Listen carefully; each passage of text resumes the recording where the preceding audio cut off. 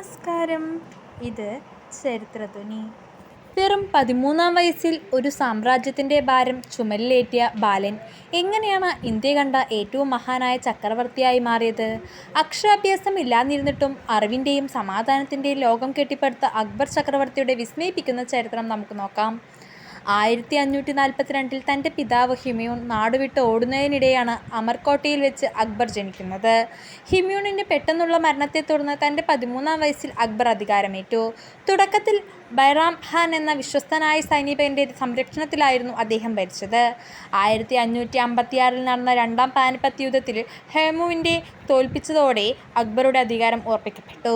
അക്ബർ വെറുമൊരു യുദ്ധപ്രഭു മാത്രമായിരുന്നില്ല, അദ്ദേഹം ഇന്ത്യയിലെ എല്ലാ മതസ്ഥരെയും ഒരുപോലെ കാണാൻ ശ്രമിച്ചു. രാജപുത്രരുമായി സൗഹൃദം സ്ഥാപിക്കാനും അവരുടെ രാജകുമാരിമാരെ വിവാഹം കഴിക്കാനും അദ്ദേഹം തയ്യാറായി. ജസിയ എന്ന നികുതി നിർത്തലാക്കിയതും എല്ലാ മതങ്ങളിലെയും നല്ല കാര്യങ്ങൾ ഉൾക്കൊള്ളിച്ച് ദിൻ ഇലാഹി എന്ന പുതിയ ജീവിത രീതി കൊണ്ടുവന്നതും അദ്ദേഹത്തിൻ്റെ പ്രത്യേകതയായിരുന്നു. ഫതൂർപൂർ സിക്രി എന്ന മനോഹരമായ നഗരം നിർമ്മിച്ച അദ്ദേഹം ഇവിടെ ഇബാദത്ത് ഖാന എന്ന പ്രാർത്ഥനാ ഹാൾ പണിതത് എല്ലാ പണ്ഡിതന്മാർക്കും ചർച്ച നടത്തിയിരുന്നു. അദ്ദേഹത്തിൻ്റെ കൊട്ടാരത്തിൽ നവരത്നങ്ങൾ എന്ന് വിളിക്കപ്പെടുന്ന 9 പ്രഭുക്കന്മാരുണ്ടായിരുന്നു. ബുദ്ധിമാനായ ബീർബലും സംഗീതജ്ഞനായ താൻസനും അതിൽ പ്രധാനികളാണ്.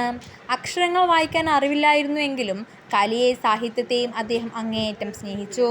50 വർഷത്തോളം ഇന്ത്യ ഭരിച്ച അക്ബർ മരിക്കുമ്പോൾ മുഗൾ സാമ്രാജ്യം ലോകത്തിലെ തന്നെ ഏറ്റവും സമ്പന്നമായ രാജ്യമായി മാറിക്കഴിഞ്ഞിരുന്നു.